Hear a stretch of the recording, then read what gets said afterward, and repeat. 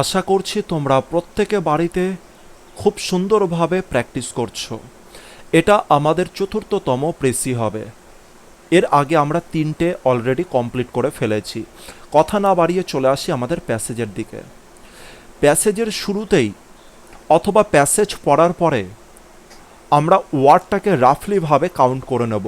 আর এই অভ্যাসটা তোমাদের মধ্যে আমি ধীরে ধীরে করে বিল্ড করানোর চেষ্টা করছি।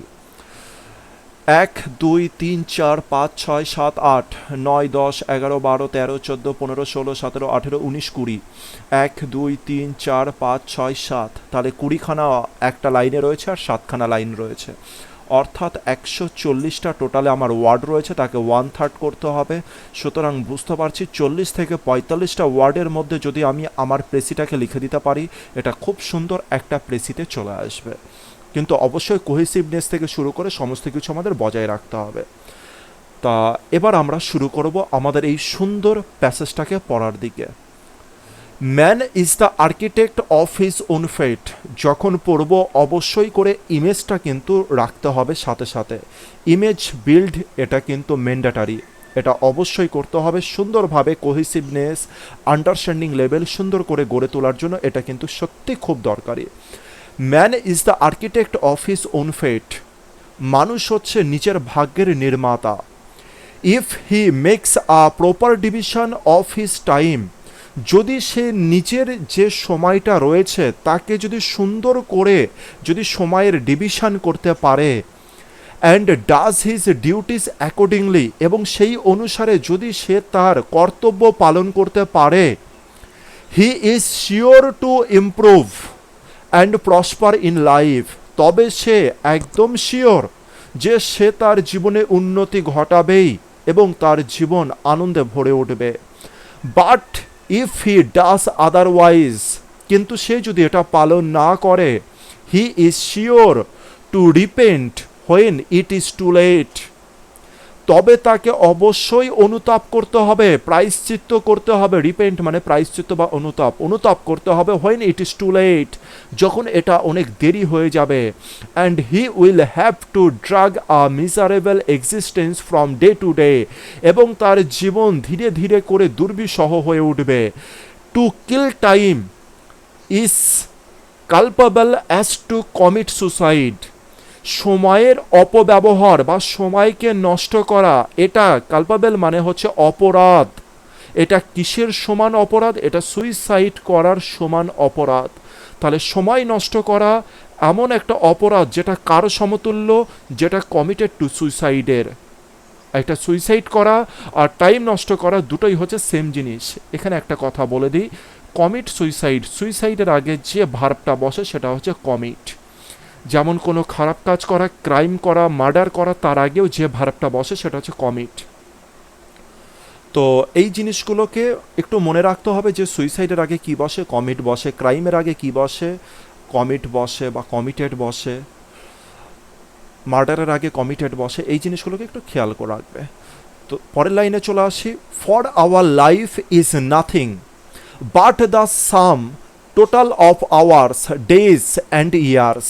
আমাদের জীবন আর কিছুই নয়, শুধুমাত্র কিসের যোগফল? ঘন্টার যোগফল, ডেইজের যোগফল, ইয়ার্সের যোগফল। আমাদের জীবন কিসের সমন্বয় গড়ে উঠছে? আওয়ার্সের যোগফলে। ঘন্টাগুলো মিলালে আমাদের জীবন গড়ে ওঠে, ডেগুলো মিলালে আমাদের জীবন গড়ে ওঠে, ইয়ার্সগুলো, বছরগুলো মিলালে আমাদের জীবনটা গড়ে ওঠে।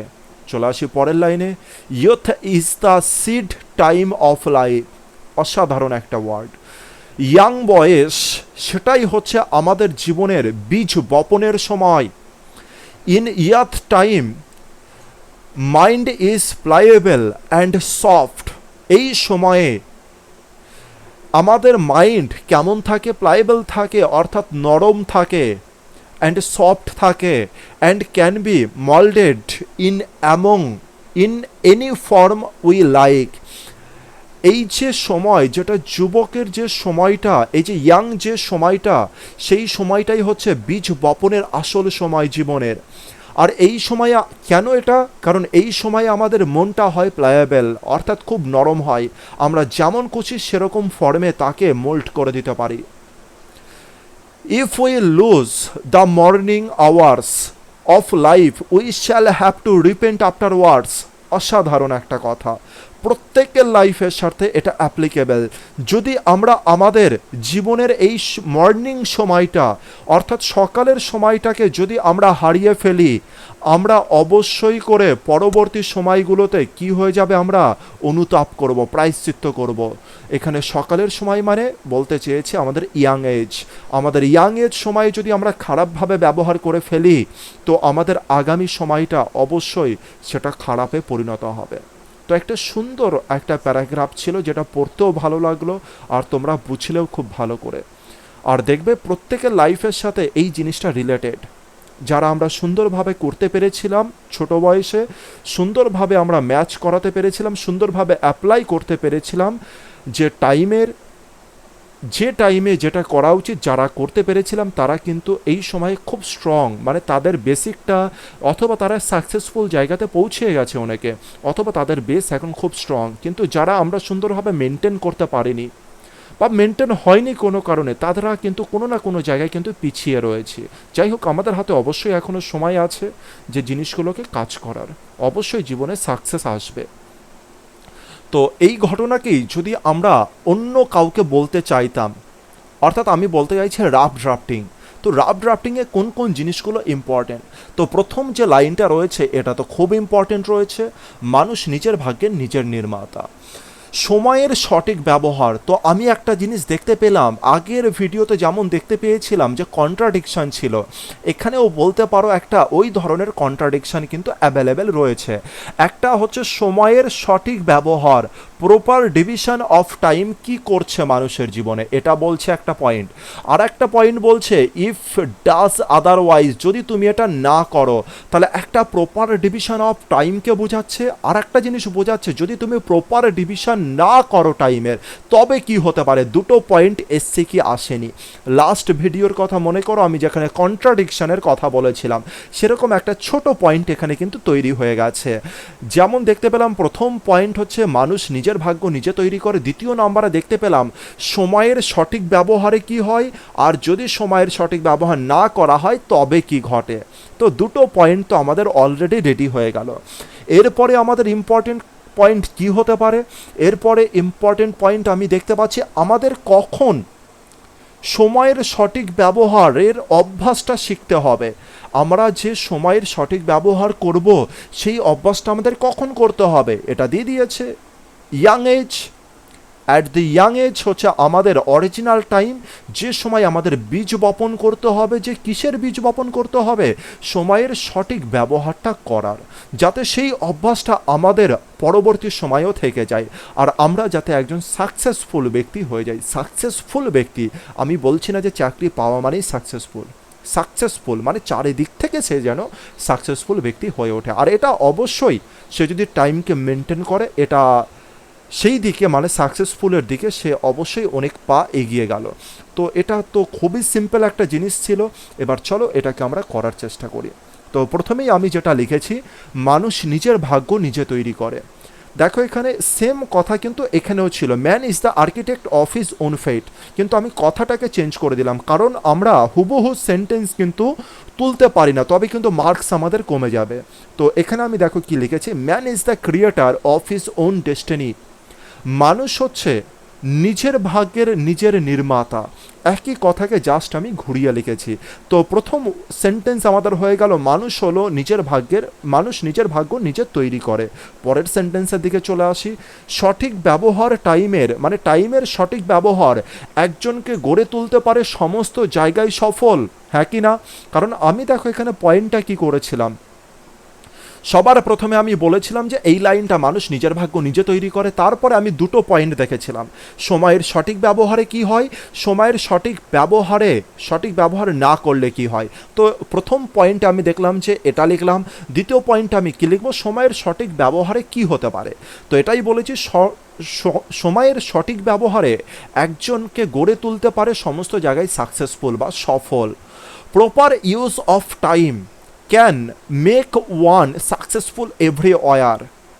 তাহলে এখানে ওয়ান বলতে কি বুঝিয়েছে, যে কোনো জনকে যদি সময়ের সঠিক ব্যবহার করা হয়, তবে যে কোনো জনকে, যে কোনো ব্যক্তিকে সাকসেসফুল করতে পারে যে কোনো জায়গায়। ক্যান মানে এটা কি বুঝিয়েছে? করতে পারে, মানে এটা সম্ভাবনা বুঝিয়েছে।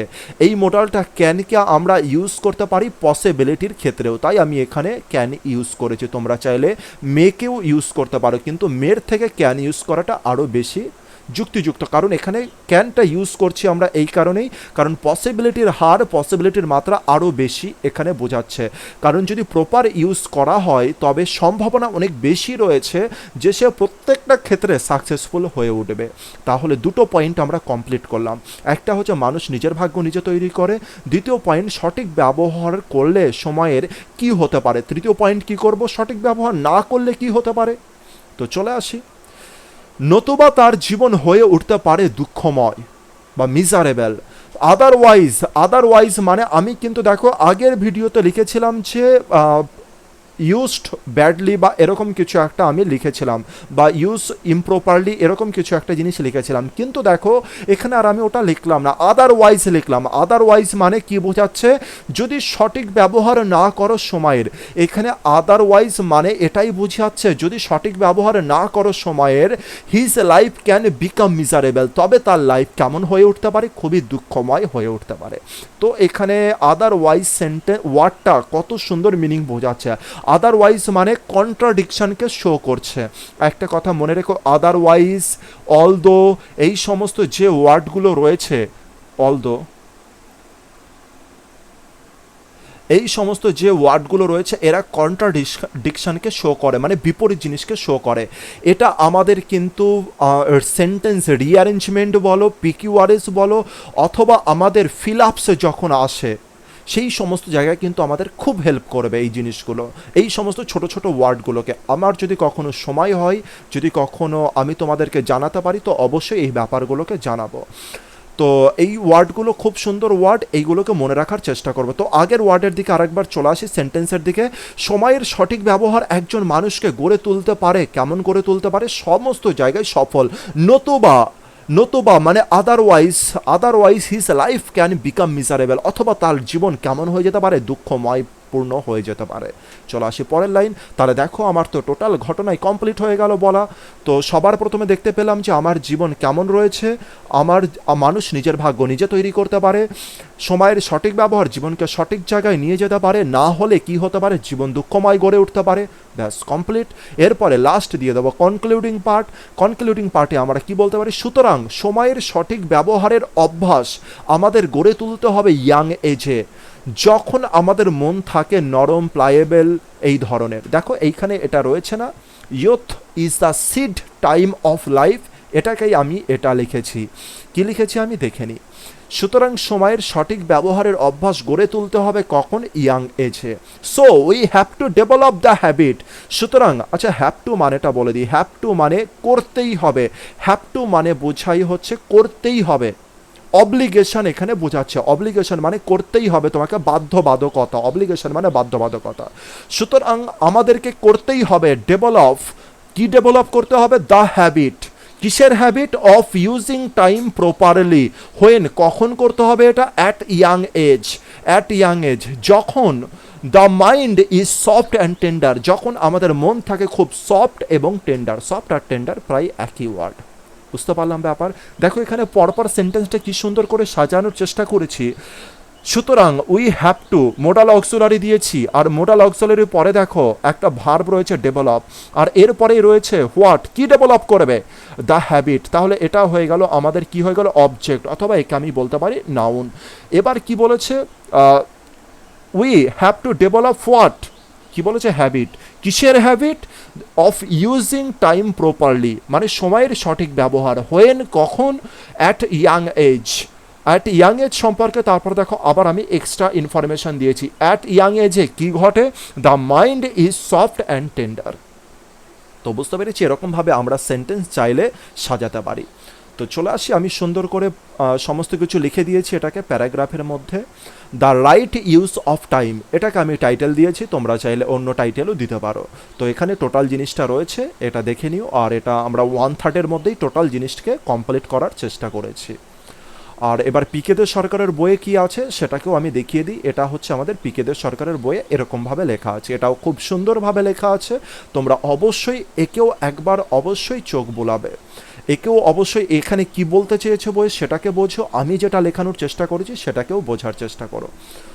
আর দেখবে যে এতে কি হবে, এতে তোমাদের সামনে অপশন অনেক বেড়ে যাবে, যে আমার একটা লেখা দেখলে, পিকেদের সরকার বইয়ে একটা লেখা দেখলে, এতে তোমাদের মনের যে ডোর যেটা রয়েছে সেটা আরও বেশি ওপেন হয়ে যাবে, তোমরা আরও বেশি এক্সপ্লেন করতে পারবে খুব ভালোভাবে। তো এটা আমাদের কমপ্লিট হয়ে গেল। সুন্দর করে প্র্যাকটিস করো, খুব ভালোভাবে প্র্যাকটিস করো, দেখবে যে ডেভেলপমেন্ট হবে। আর অনেকের ডেভেলপ আমি দেখতে পারছি যে হচ্ছে, তাদের মধ্যে ডেভেলপ। আমাকে অনেকেই হচ্ছে কমেন্ট সেকশানে তোমরা হচ্ছে লিখছো, যে সুন্দর করে লিখে দিচ্ছ। আমি যখনই সময় পাবো তাদের আমি চেষ্টা করব যতটা সম্ভব তাদেরকে সেই জিনিসগুলোকে কারেকশান করে দেওয়ার।